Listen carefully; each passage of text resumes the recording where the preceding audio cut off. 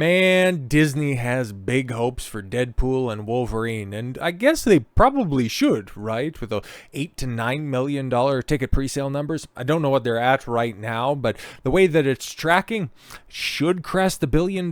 That's, of course, reliant on good word of mouth, which I guess probably it's gonna happen, but they are really putting their eggs in the two white guy basket. It's kind of strange, right? Like Hollywood self-immolating at every perceivable turn. All of their old girl boss tropes. Well, take a look at Furiosa failing in spades. Their bait and switch tactics, like you had with Argyle, colossal failure. Your race baiting, like the American Society of Magical Negroes, $2 million. $2 million and a sayonara after a couple of weeks. Yeah, you gotta just, rely on the old trope of the couple of white guys doing a couple of white guy things.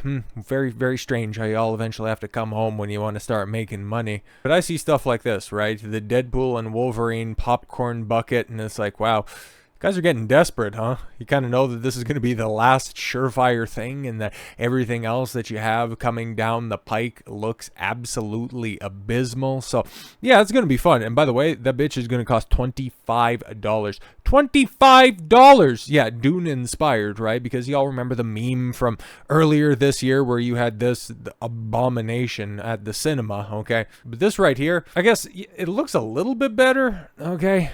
It's Wolverine, with the helmet on. That's pretty cool. I'd like to see it in blue, but, black is fine. But doing all of these stupid commemorative crap things instead of focusing on, I don't know what Hollywood used to do, the movie? And the fact that, it's going to be $25. I'm not pulling that number out of my head, right? Dune 2 popcorn bucket cost $25, sold out quickly, so it's going to be on that exact same level. But you didn't have to do that.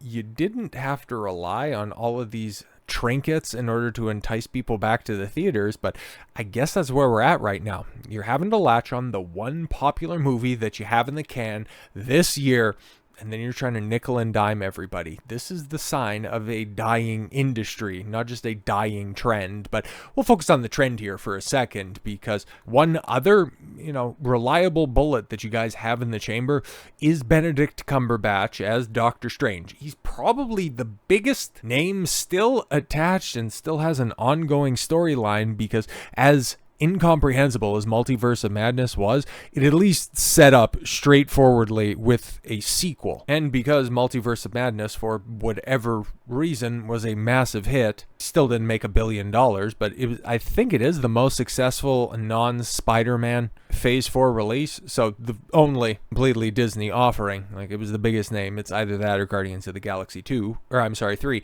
but that one's completely done and dusted now. So if you were to make a Doctor Strange 3, that would at least have a little bit of hope behind it. But Benedict Cumberbatch says he currently has no clue about Doctor Strange franchise future. I know as little as you. That's not good, because we know the slate and we know what they're going to be doing, and eventually what it's going to be leading to. You're going to be leading to whatever you're going to be calling the Avengers film, right? Like, there's going to be Secret Wars, but there's got to be the setup film for that, and it's not going to be Kang Dynasty. But if you're going to have that tether from the past also anchoring the future, you would think, wouldn't you try to put Doctor Strange right at the forefront?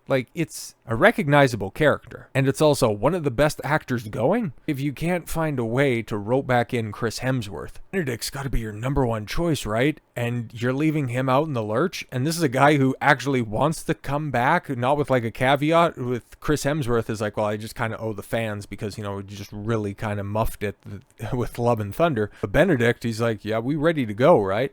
And an admission that he does a little, admission that does a little to instill confidence the franchise is already an easy future. Doctor Strange actor Benedict Cumberbatch has confessed that when it comes to the former Sorcerer Supreme's, next appearance in the Marvel Cinematic Universe, because that's Wong right now, and it's going to be America Chavez by the time that, Doctor Strange 3, if that ever does happen, ends up happening. In the next Marvel Cinematic Universe, he knows just as little about it as fans currently do. Cumberbatch spoke at Disney's lack of communication regarding the next MCU outing during a May 2024 appearance at the Playlist's binge-worthy TV podcast amidst a discussion about the upcoming Netflix series Eric. Wow, heard all about that. In which the British actor portrays a genius puppeteer whose life begins to unravel after he comes to believe that bringing his missing son's imaginary monster creation, the titular Eric, to life will somehow prompt the boy to come home. Well, that could be a Doctor Strange story if I've ever heard it. Cumberbatch was eventually asked the outlet's Edward Davis if he has any insight as to the current status of the possible Doctor Strange 3. In turn, the actor exasperatedly exclaimed, "Who knows?" Oh, God. Further pressed by Davis as to whether or not the Good Doctor would at least appear in the upcoming Avengers 5, especially given the current existence of the team's last remaining Endgame era members. We will see. We'll find out.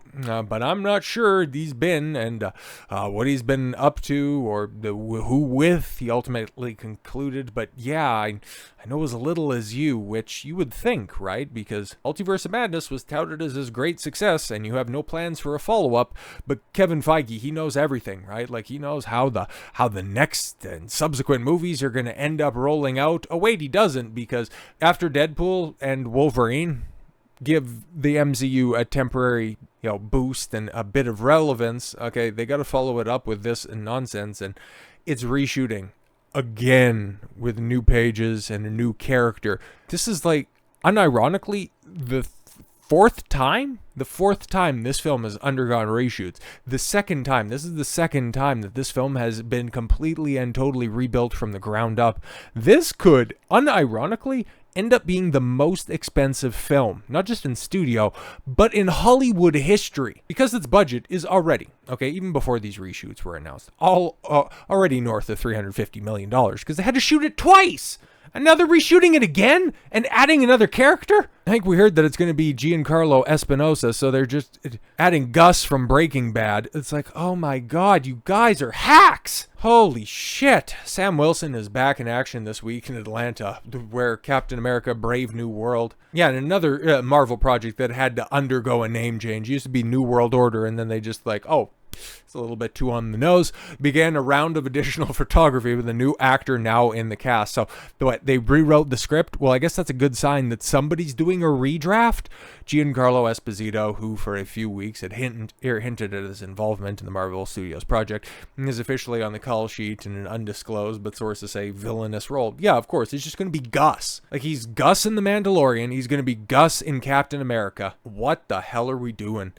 Now, the shoot will run 22 days. There are films that completely wrap in 22 days, and they're doing 22 days of reshoots. The budget for this thing is going to be well north. Like, we finally got the numbers of Doctor Strange Multiverse of Madness, and it was over $400 million. This thing right here, Vlad. Disney will be happy if they keep it under $500 million. Yes, new action sequences. Yeah, so it's not at all going to be inexpensive. Brave New World has been operating under a hazy shroud ever since it wrapped principal photography in spring of 2023. The movie, which stars Anthony Mackie as Sam Wilson, taking up the mantle of Captain America, is, of course, yes, the first film after Deadpool and Wolverine. Then comes the Thunderbolts. Ugh. I think it's Thunderbolts, or then comes Fantastic Four. Double ugh. And then, of course, it's supposed to be Blade. But as you can see from that line right there, Blade forced to shut down or delay production. And why is that? Oh, because Mahershala Ali is threatening to leave because it's such a bungled disaster. Yo. A new report claims Mahershala Ali is in talks to join the new Jurassic World movie, which has a lot of interesting names attached to it. And that has led to speculation it might be done with a long gestating and delayed Blade film. Hollywood Reporter's Boris Kitt claims Ali is in talks to join Scarlett Johansson in Universal's new Jurassic World movie. Director Gareth Edwards is expected to helm the film based on the script. Scriptwriter David Cope's movie is currently scheduled to hit theaters on July 2nd, 2025. Following this report, speculation has bubbled that Ali might be done with Marvel Studios' Blade film. MCU Film News on X shared, "We can now definitely expect the infamous line from Marvel Studios stating that Mahershala Ali and the studio have parted ways due to scheduling conflicts." Yes, scheduling conflicts have also happened with how many other directors? I think like 4 other directors at this point in time in a film that was announced or at least heavily teased. I think it was a part of the end credit sequence, either for Shang-Chi or the Eternals. Shit that's been on the books for just about a half decade. Marvel is in disarray, to say the least. Speculation comes after a recent rumor and the previous speculation YouTuber John Campea that Marvel Studios might move on from Mahershala Ali for the Blade film. Yeah, because they want to put like 4 chicks in it and make it lame. They want to do the meme. First scooper Daniel RPK reported the heroic Hollywood claims Marvel is looking for a new writer to significantly revise the script. Marvel has finalized the overall story, and the filming is expected to begin later this year in Mexico or Brazil. Which, yeah, one concrete thing that we've heard about the script of this, it's going to center around, guess what? Blade's daughter, because of course it is.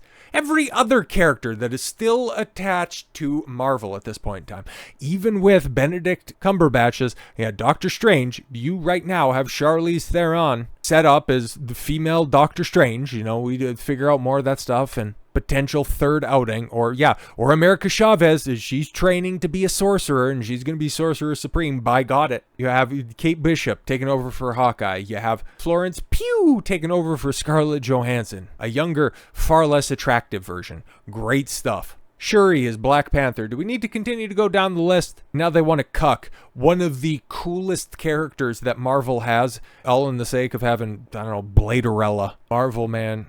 I hope you make your investments wisely off of the money that you make with Deadpool and Wolverine. I still don't think it's going to hit $1 billion, but it could. And if it does, it's going to be the last time that you're going to hear $1 billion and Marvel together in a sentence for a very long time. Unless, of course, we get the numbers for Brave New World coming out and that ends up being the budget. So with all that said, thank you all very much for the gift of your time. I've been Don Consuelo. I want you to follow your gut and get after it. Take care, everyone.